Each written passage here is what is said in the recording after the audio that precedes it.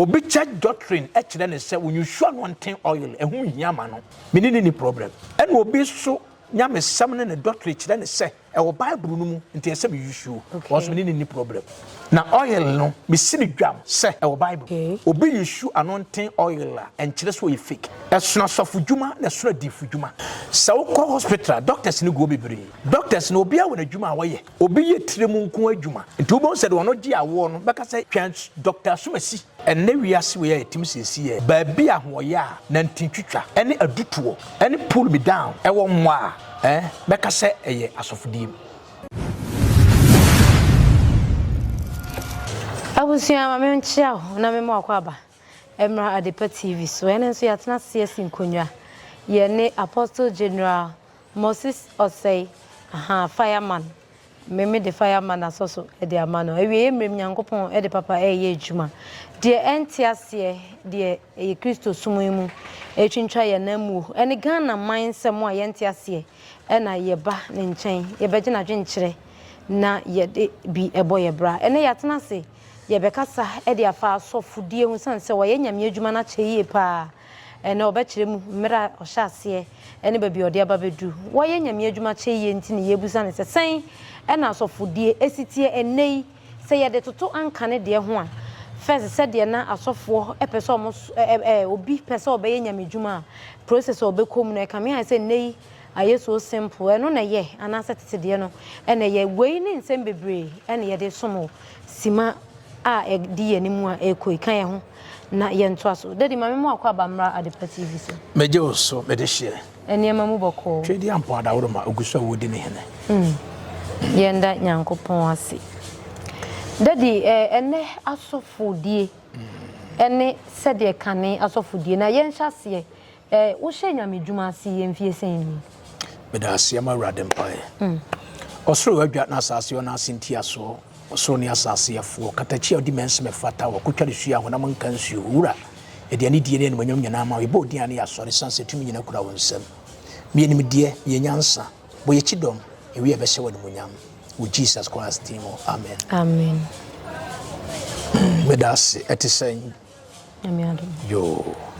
already nyankopon hira bebre wa we bre se mafato mo so se be manipa ahunu no kore enne se de nyame esi na dwuma okay ye ka nyame dwuma bra ye free ya ache yie okay asanse onyame che ya chedie bebre nanka yetimidi nya yisika boye bra se obi so obobra dia penisika sinifia na abodobra konanimu ane nyame che yibi but ofre no ba ekata bibia so okay asanse akuma ntimi na ada no ho wode ni dwaja nsem tambia de odi dwaja na kire se be de si ha sana awrade ne yen etie ya ye onyame adwuma mfinhia ma akoma akwaduasa enan nti ye was experience bebre onyame adwuma sana adwuma no etie nti so bi sa se ya ye adwuma be ye se mfie se ya mfinhia be ya aduanan aduasa enan ye ko 35 years wow 34 ye ko 35 yeah sanse ya wo ye na ofre no we mu minya mfie du bitimi ko se santontra ball aso na maba apata ko twetwa ayinua abo apata se me ya asore obeba na me ame ai me ame timi ye twene de roba efa konkoso okay na ma ye ne twene smati asore na nkora de di machi bi ye ya sometimes bi nti na kire de debi nyame de bebeye okay nti no bitimi so adaye hu niema akase nti de meko adifo mpanifo no ma kire se akolai daache we nyankopon difo kase a nyame atwusu no nti eno ne didimu a ne duba bia ugura school mu a wote se hwan a na duba bia na wabasara de kakra nti nyame de ko wiase beye se 2 years ma ye ko wura niema mhua niema na nyame pese ko nya experience de be kasa okay nti onyame sai frɛ ye no na me ye san writer de me twoka ho me chihwe ka kwa na me two container ye drop fish ne coastal kasa kase ne be ho na 207 akobu petrol na wo tiesi kwan na wakoma ye ahia so me de bonyumi sa amre ne fon nya common okay nti wakoma na ye hia so ma wona ma ne ka ho na de bonyum ti se bi se driver ni na so nti wo tie sika kwa so jump sa no ene yi tom nti wo koto afa ne sei no se ne watia gas na abro so de ba me so straight me so machi ne face yi nti ba konwa na me gina so no bubum ema oil na ne kura me na me de tworo no na red color oil paint na red nti e ba sa me jam na egu ka na nim nti mazifo ni nyina start se mawu me me master frifa art nti omudi shuni ye kai wallahi be kundra bani eno be mfie sei oh eno ye 1997 okay yeah I wo Kumasi takwa mazi new road kwine no nti e ba sa bi so wawu oh hemoja ye brade ma hu tumi epeja me free table no so e de me wura container na se ma me koda ase ma car no container ni nchi mu no na car ne be boy na bubu akonwa na me gina so ba me hwe anyame wow ento mo de mawu ye wallahi ne bia twipi ba ko ye be kunu ne wonu se mazi asema sie na me so me fans o mazi die nti omu pia twa kwa chi se de be aka ma ye tra atiato omu twa bibia mfra anto se na da omu hwe na ma pie ka na to nti bisim wa yele du wallahi akwana dia wallahi ayele du atwans na me ho wo so e be 30 minutes na me timi nkasa me ho me koso mo nyina adwan akwana me ten ne se the last chance ni me nkonkoye me nya me dwuma no se me nim na me se me nkoya me hu di be si obakwan nti wona me ten nya me ne etosum yinu efiri ho na me ne honam ne boja ento agem sa akotoa nya me dwuma no eso nti sa na ten nya me frem fa the Church of Pentecost wona nya me frem fa nti obisa sa na tie nti experience ya nya wo nya me dwuma mo 34 good years nti igum sa besi se nya ibie wow daddy unja ibie mu ide na se nya me frɛ no yeah o frɛ wona se wo primu akoma nsanchani bitimisi medase yeah because o my ekosua de wiase be 2 years no ekoya dancer ekoya kalat dancer na me best dancer am say kalat yeah omo be hwe yi bia wo se wi ato bia se elian patem be hume ote ase we keep bia no na me nkoma santi baba ne atwa me ho ahye obi ahwe me won kora na metete go masa obi ana anya me dwuma me na me chese me ko wiase for 2 years okay ansa wo be nya na me ye me be wiase for 2 years isa kosua ade eno na nya me de accident we e be hye mu no ana o ka se ma me nsan ma chiri biem se me nim na ma mani anko na dwuma so a the next eyiwo nti free ho no na me sa to ma nya me dwuma so me ja art bi bia e be sinde nti sa na tie dede na se nyankopon frɛ na dwuma no kra no wo hyase a na wantumi angina ye pintia wotumi san hwe ase bedase anya hwe ase nyina na ye bone okay ebi wo anya me sa de ukọ ekwatete wi ebi wo no asam okonya experience okay anu ntina me go message no because the wu nim no minim okay what I say trick bi a wo ba wadwe so ba ni minim enti emma me kwan ma metimi ka asem no minim kwan a emma afa so ne mema agro what I say na minim ma code enti eno na mama de preach a me ka ensem bi hihye mu obitimi sa say na ye de na we nyina ohumi because na me ye type of iwuram kakra kosua ne yema enti na nyankopon hye da ma David ne papa nim se bia omuma na kotena ewuram akohwenwan not no se na nyame ko prepare for Goliath enti na nyame ko prepare me ma beto adwuma no so vim 2 million so enti no ma me ko wia for 2 years enti ehye den ma me nya message wow but also ni ma code yeah ma code ni ade bedase on se metimi preach ka bibi se obetimi ahia Ghana ni baabi na afọ preka so ye adwuma pesika ono so aye na adwen so bedidi wona adwene ho ono atimi se ba ma we nyim taste but ni sikanti ni odi nachi na metwi dedi mi yesei nti obetimi ahia Ghana ni baabi na osan bag ketwa na sano no ye 1 week de ye ho ene ye wo kwa menna pati ase ene ye wo 3 days bag na bag na ekuta no no asa no obie mu a anema ye de bo adwaman ma ba ma ni gie no eno ni tu said doctor ko yi operation a prepare no de wura no Hey. It me kasa as no be some say e dey na mu ye. Me ne man be aside da. I know them. Ati ase. Nti na da bia me kase osofo bia no. So wan ko wiase pan a woni message. Okay. Ati se obi a osi su no ya virgin na de wale na wan soro da. Ne mpaso akro difference wo. Ese no obi a o nanti wiase kakra. Onim de ma pa ma ni gimo. A change there. Say we no o ya virgin. Nti konya no yonko ba ma virgin a eboa no. Ese de obeye bia onim se saa na tie saa na ye no. But obi a ono kwadra mu ahunu tuntum kokko ahunu wuro ahunu we ahunu and adadane ahunu say ye bodogi ni ade no. So want me anko ne saa o te say wo betimi ahwiase. Hey. I was say sitie. Nti eno no nyina no ye de kire nipa ma wo hunu. Okay. Say o ware a ware de ofri so betimi na ye de ye Agoro. Because onu si so change my to ko fam say wunyina ye won namu a wontimi ne ntena. Hey. Wone ne ba ware so be sa afa no akiri. Okay. Nti hwe ho na wo kase na fa de obetimi. Nti ne nyina na ye ne ma ye kosua be ka ye message ho. Ma ye ho ye din. Nti ne no ye nim. Nti se obi ba ware no mu ba cancel a. Yetimi wo ba na dwum sa ampa ba ma wodo no. Wono no so yetimi cancel wale mo wa hunu se no. Enya oda ware. Eno na ma ye kosua ne ma. Wow. Sanity. Yeah, that's it. Daddy, my uncle so straight. Okay. Tete said the unya me so friend by no. Say ena usi a friend said the ne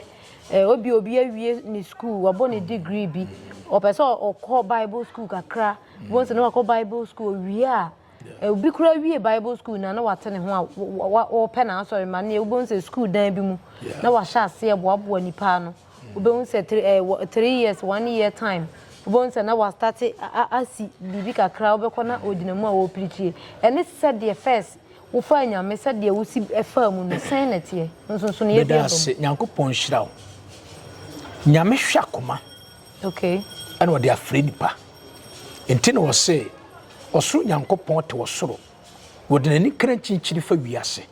wo pe wona na koma di mu wono wo de ne denhye di bua wo okay sofudie eye wo frɛ ene wo som okay sofudie entimi ma se onipa bia betimi di sofu wiase ofrɛ ne esom ai okay bi kire wo mu se onyankopɔn frɛ wo bi se onye n'adwuma wo de ne fa ada osofu panyini bi so okay experience mu no okoye somfo okay ebiti se 2 Kings chapter 2 no edu ba bia otumfuo nyankopɔn epese ofa wine opese ofa kwan bi so frɛ Elisha no ɔde kɔfa Elijah so na Elisha nye sɔfo na wonye diifo okay no de nantwie kɔ kofuntum asase a ɔde na no aduane afi domu saa no ɔyɛ wate ase but Elijah hunu no hunu sɛ bibi wɔ ne mu wɔse di machi Elisha kotonton ne ekɔgya mmori nyare kɔba afɔde obedi Elijah akiri according to Bible history mu no na nka Elisha mfie mu no onyini kyɛ Elijah okay but obedi na chi sa akɔda abesom no nti wɔfrɛ dwuma mu no nyankopɔn frɛ obi a ɔfrɛ fa ɔsɔfo obi so ana odifo obi so okay ɔno na nyame bɛfa na so ayɛ impartation ade ama wo nti obasom Pentecost ana me started na adum wo me so shankom tutu ahombone eye programs akese wow but near wo earlier pastor na oda so na no okay e wo zone ni nyina okay nti me na earlier ho nso eso na osofo no nyidin seme okay if we say na me yesu nsuma adwuma na mo nti na me mfa woni nwosere a wo me so se bia asofo no kwa me hunu ade ono no ye kyerɛkyerɛfo me no me hunu ade me yesu eso me hyɛ na se me soa bench mienu kabom e de koko asempaa ibo sampaa ibo no so mi akura na me da no eso na enha me se me twi nkonwa akosiesie wa me nipa betena so ndi sa so de ba no hu se me so akonwa ontwam oje wate ase enti ya somoy bre ya ho ase somoy eso na sika bia mfiri mu ma obia oye Pentecost bia ni me se Pentecost wo ye deacon elder wo mu a upon what much idea was when you know yentuawoka wow yeah be fam eno so so na sha me dene amama me yesika ni berefo e ma me wo so nipa didi ne wo sra ho nti do ba bi na ye ntua me ka de e so na me wo sra no etima nipa timi chamade nti sofodie no ye di ne wo sra ofre wate ase na wo ye adwuma ni yie na onyankopon abelesew wo wo sra ko a wo de ma wo no obelese wo bi nyuto wo sra obelese obi asenka wo sra obelese obi adiens wo sra ena obi so ho a wo ye na osomafo apostle o man 5-4 ministry ni nyina wate ase nti sofodie die di makotene ye ofre after ofre no ena wo pa wate ase wo se bia me ko bible school e dia ko biema dwene mu kakra because ebia na nyame afrew na so nim badwom kasa ebia na nyame afrew but unnim eniema bi one or two yeso obi nim so obi kire ndo mo se bible school ba kire wo na kire history in the bible no de ma ebenya Solomon de ba ebenya we but bible school ent mi ma onipa tumia sunsun tumia de ye nyamdwuma ane de betimi de abo ye emra fam ma certificate na ma lances clergy say in case say bi kura wo ya asori na sabi obi akofiri mprekope ukuta lances what you say and intina driver ni kura lances or software kura lances into lances in intina e bible school if you say nyankopɔ ba ma osunsun bibia but monam lances no on fansha wo say eno e nipa na sasa de ma wo eno nti ye bible school but ene no akoye say ya ma bible school no di nyame frɛ nanim kan obi se me bible school dia be disof said obi ka say me science school na me wi ama be doctor ba sofudie wontim kwatena bible school asa me kwatena bible dia be disof ye wo binum won ko bible school wie ye nanso mo de be ye deacon ukọ Pentecost bi ho e bia ko bible school wie ye wo de ni na ma no kola ni nyina but wontimi mmo sanse asọdụ no nya wo de ni no wa ye graduation but asọdụ no wo de ni no say ya di watum say asọdụ yesomase we ye sofo enti so ukọ bible school wie a ministry na wo na asọdụ no e be sata me atete wa hwe o performance found say wako graduate to bible school obesan what is because I no ema honam fam niyama but en kire osunsun ade what is the making and na so bia won doctrine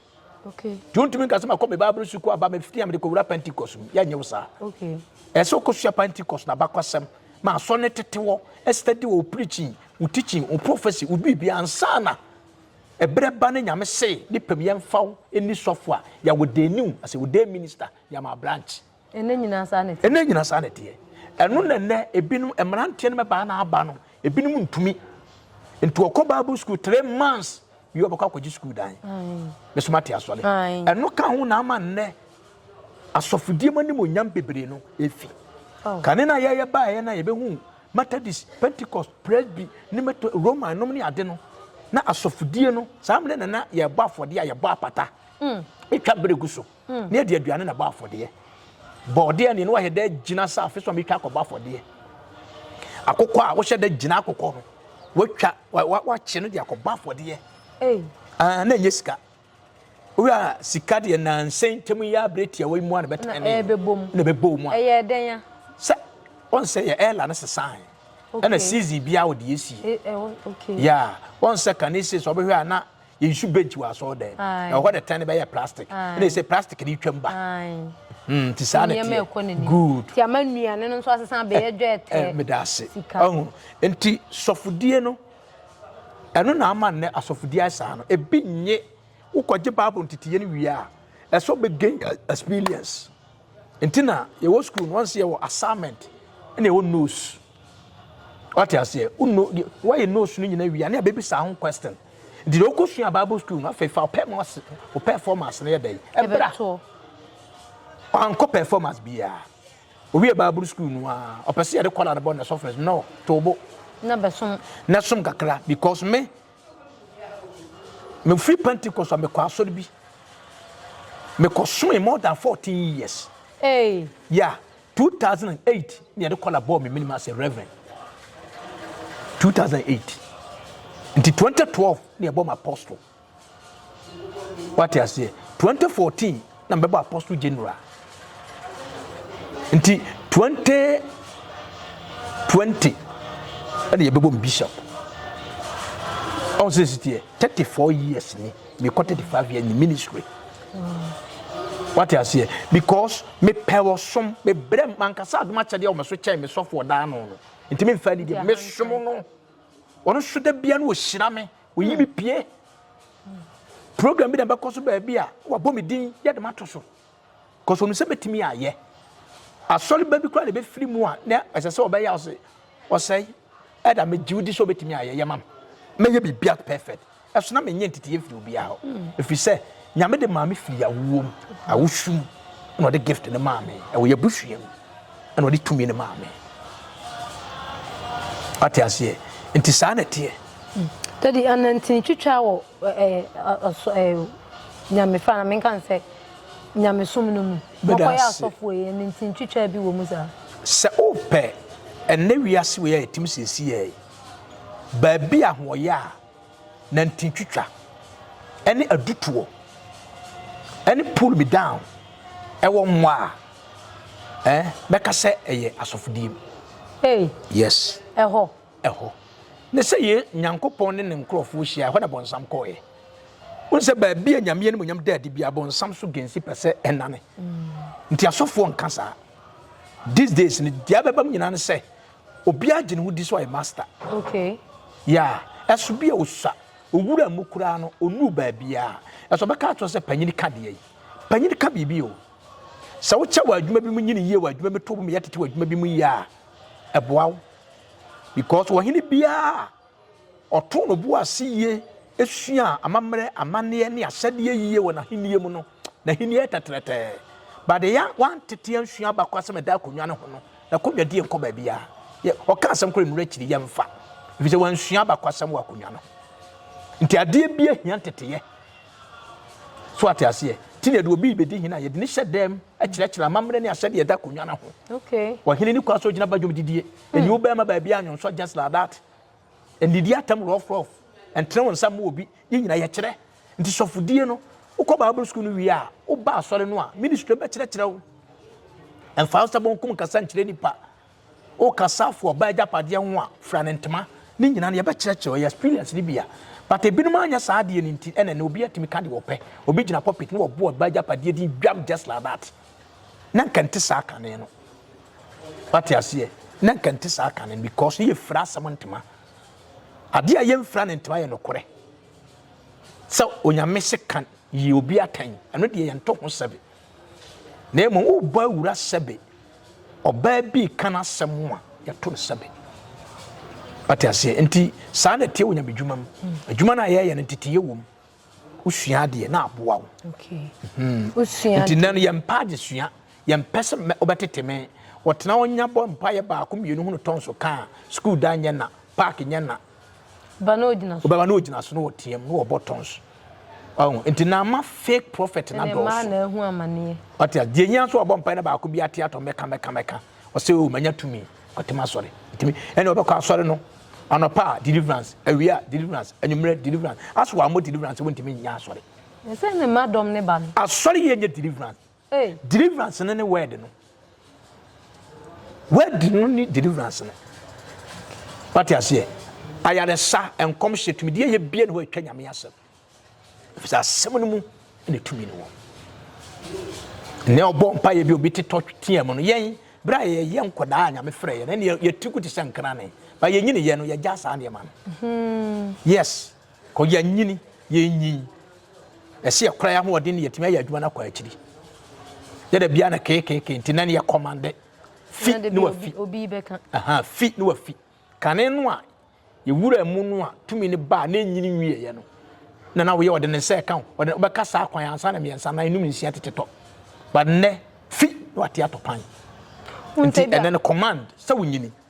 sa na adwuma ne adwuma no so wonyini okay what you say nti ade bia wo ye ne yie na wo ye cha wonya experience wow na dia da se yen nya na yen fa ene de no ensi wo wie enantini twitwa ba mu awie watumi agina wo di sofo ya na metate se oil anointing oil yeah yɛmfa asɔre bi kora nya anointing oil ntum ebi mo se yɛmfa nsra obi akeke yɛwɔ special people bi tete obi a adom wɔ ne so na ɛwɔ sɛ wo sra ne ngo minimum asɔre bi kora o mo de ne de wo mo se bible say yɛmfa ne twi no mpo yɛ de oil ne twi no ngo yɛnsra de oyale ngo enti asɔre bi nso gidie yɛ sɛ nipa ne nyare a ɛwo hia se yɛsra ne ngo wobetimi a kyerɛ mu kakra de amaye meda se awrade nhyira na onka ho ɛsono church doctrine ɛna sono de nyame aka okay me anytime bia no John 3:34 ɛyɛ me motto ɔse de nyame asoma no ɔka nyame asɛm yɛnhwɛ ne sɛ ɔyere no a amanfo yusuo no so ɛwɔ bible no mu ana enim obi church doctrine ɛkyerɛ ne sɛ when you show anointing oil ɛho hia ma no menini ni problem and obi so nyame sam ne doctrine kyerɛ ne sɛ ɛwɔ bible no mu nti ɛsɛ me yusuo was menini ni problem na oil no me sini dwam sɛ ɛwɔ bible okay obi yusu anointing oil a ɛnkyerɛ so yɛ fake ɛsona sɔfo dwuma na ɛsona difu dwuma adwuma na yɛyɛ no ɛsona sɔfo dwuma ɛsona difu dwuma sɛ wokɔ hospital doctors ni go bebree doctors no obi a wɔ adwuma a wɔyɛ obi yɛ tire mu nko adwuma nti wo sɛ de wɔn gye awo no bɛka sɛ twan doctor Somasi wɔn na hwɛ etire mu ebi ana wo de yɛ nkasɛm mu yaleɛ yɛmfa nkasɛm yaleɛ nkɔmɔ obi asɛ bo yi nkɔyi obi a wɔ adwuma so yɛbo mu nyinaa din sɛ doctors but wo wura mu obi ane adwuma soja adwuma mu bo wura mu a omu nyinaa uniform yɛ one sɛ soja but obi ane adwuma a wɔyɛ obi kora yɛ tailor what you see sana bus of dwuma mu a asof dwuma no yɛwɔ adifo yɛwɔ akyerɛkyerɛfo yɛwɔ asɛmpakafo ne yɛwɔ apostles ne yɛwɔ ahwɛfo nti sɛ wonya difo a wonte wayɛ na se yɛmie nti Yesu nam no na ɔyɛ ne nyinaa bi baabi a yɛsɛ ɔka nyamesɛm no ɔka te sɛ evangelist baabi a ɛsɛ sɛ otichi no otichi Matthew 5 otichi ɛna do bre sɛ ɔka animu no ɔbɛka kyerɛ nsɛ firi akɔ na helodi bɛpo akun ɔse kɔka kyerɛ sakraman no sɛ me kasɛm na kyina mɛsa yareɛ akɔkyina de kyeɛ ɛna nke bɛka sɛ odi atem na ɔyusu power gift because all power belong to God nti no ɛno na abanya bidwuma mu sɛ obi yɛ sampakani wonte wa yide na se agyae but don't condemn sɛ ɛnyɛ Maiko asempatin senchemu dumiensa Yesu suma asuafo no Bible say omkotutu ahomone omde nwosra yalefo ana yareye sa wonyarewa ye kasa yare a enye sabe atwifare etwo mampele nkrusa HIV nko obi yale bayiye obi yale ohia adwuma asai obi mpa ye ne se oda na obi ne nada eka ho bi nto was sa yalefo yale nyina ye no otutu ahomone wode nwo kan won Mark 6:13 ehon ka Bible no ho ana ansa na ko James chapter 5:15 13 14 15 oso obi bo ato ne yam man to ye yi adwom obi ewra obi ehuna mane ana my mom pa ye ma no obi yare mon frasafo no mon pa ne fo no mon pa ye awrade ne di ma no won sra ne ngo awrade ne di mu na agotefo mpa ye ne beje do yale ye na firim if we settle ne mpa ye mo de yade nyina na Elijah ye nipa saye ne a obon mpa ye mo so mo timfie miensa bo so minsia nti wo so betimi aye adenti na de obi begina se enye ena anointing wayere no start beginning of the Bible Genesis chapter Exodus chapter 30 verse 30 da okamu asem nti menim the reason why ye no binum ka se eni kwase ya ewo ho nti wonye sunsum dwuma wonte wayere ase na ne binum so ka se adenti na wayere ba kono wo fine se ye de mayafun yale yeni na wayere kro na ano obi hia e ban so a ye de ama no de wo munie wayere ti se nsuo tano da hoyi eno ne yakonnect pipe otum ne nya pipe ne ebu ne fie nsuo memfa nse for example ma sa nsuo agu ankrem ana nyame ato nsuo no mabu agu ankrem sa nsu kro na me ko sa bi gu kwanse ana me de mama aso wa agu na me de ntosi gu na me de nkuruma ne nema e pa chaw nkwa no yin me yedai wo ye nkwan me di nsuo no yedai wo de ye nkwan me da ase san nsuo na me wie na me kosa bi gu babla pam na me fa me semina ana me fa me tawo na me fa me sapo nsukuro na me safira de no me de yedai wo de kodware e pa tonye nsuo no a nsuo na mo san nsuo no amasasa bi agu kapo me de ase kire agu me de melo agu me de mirika agu me yedai wo ye tin ye nsukuro na me da ase de ye wo mu nie de me de ye nsuo no e na kire ni din okay de me de meswane ama soane ade gu me kire se nkwan me de nsuo na ye nkwan na ekoye de me de gu cap mu de miloni ade no kire se me twatin ti nsuo kro na me de twatin titin na me ye de me de manfa hwia ngum na me de ta ogun mu a me ko no me ko dware nti no hia se me de ntosi gu mu nsukro no a nti adwale ade ne tin de ne nkwan de no ebi anya ne din bat nsukro na nti woyire no de afi odifo no mu ba wo ka gu woyire no so command de agusuo no eno na ekoye adwuma wow nti na dwada ho no konfo badwum malam badwum sof badwum fake pastor badwum pastor papa badwum dunsifo badwum motia badwum bayiye badwum nti yako we spiritual ya machiro ne amam nti wo mu nyina no de obi akoto nti no ko odwane mu ya nyina nkoto ade baako Patumasiye enti so no ba na ne de ya awo na wayire no me bompa ya ye wayire no awo mpa ye na me bogu tro de ma no nti me tene wayire ntum awo ana de oba ne de ya two ana se ne de ne bikura woda ne ye ne nada ana me bompa se tumi ye ne da me yiri free no ho adi divine protection to no so e de free manuma me command gu so no ene ko ye dwuma nti aye wo ma no nti nya se wayire no ana ye we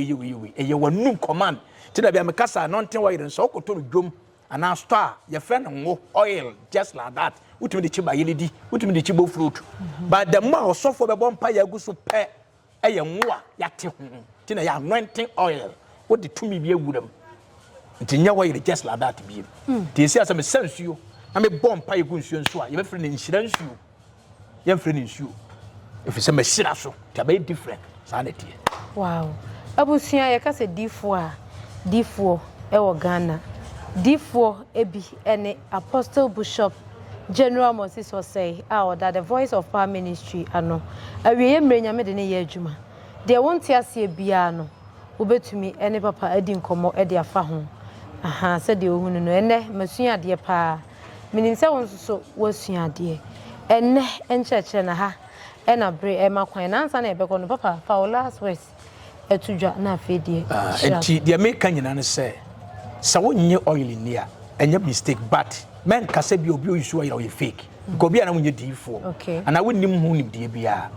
ye say case woni Kumasi a obi afuru bi obi awode okoye eso ka akoro na na de nyina akoye eso obi kotoa so akwa aburuchiru obi su kokageti akofa ne ma begunu stu nti obi a ne de nti ode kofo ka no enche se nti wayire no obi awo ne botaye nti sofro board sa ampaye ne gusuo no eno na ekoye sa adwuma no ena wayire yamfa nka hotini enku wayire yishuma nipa miyensa nipa kuo miyensa na yusu wayire ma no first Samuel chapter 16 kan ye de obi bedi hini a ne ye de ngugu no so obi bedi hina ye de ngugu no so ena akwa Exodus chapter 30 ye de obi bedi sofo ana se deacon ana say yi a eno so ye 19 ye de ngugu no so okay what you say ena Mark 6:13 obi yare ono so ye de ngo e bompa man apart from that no you usually just like that bia okay it is sanity nti wonyi a enkyere se e fake e Bible no musua ne yi na be wani na brade ma ho ni me me ba cho wo ye sofo anasa branti wo pese osum nyame wo ye nyame dwuma papa e wo honom obetumi afa ne number na one ne di nkomo na wotumi atetew e de wafa ntete papa mu se de be ya obetumi agina wona so se de wono nso so agina ne na so ya aha na brema kwan na ye de enne nkomo no asie midin e de sweet ella nyankopon hraw sabre bia wo hwe Mr. Mankwa me wo fase wo se ni ska bane de awie ni project no eso de bia me wo fase ka mane wo problem enemre mu na monte tap send nka no so ne de tap send ye easy fast and secured way ubetimi send sika free amanone aba Ghana bank account and as a mobile money account untia transfer fee bia sa awo be ne say kire ne se won ko App Store na Play Store on download the tap send app no or download ya ebebusa nso promo code o ma de pet TV shim obenya €5, £5, and answer $10 on his first transfer. And you make kwa friend a catch them. Tabi minyanwe. Esansa tap send at the good news aba. Tap send the giving the customers wanti or the tap send wallet aba. I know about anything. So your customer who you cases here. Ubetimi akọ tap send app no no create wallet wo so. Enti se rate ne kosora now the sika kogu wallet no. Anase mpo ubetimi atu susu nkakra. Enti abre sem a opeso send sika ba Ghana no. No anse wa send sika na ba Ghana. Anase oba o my Ghana mu a watimi ayusu sika e wo wallet no no. Tie. And you said to say you use momo Ghana hayru. Sa pepe. Se si tap send that trainer shim. Kofi United Arab Emirates, Netherlands, and Austria. Tap send na. Papa no.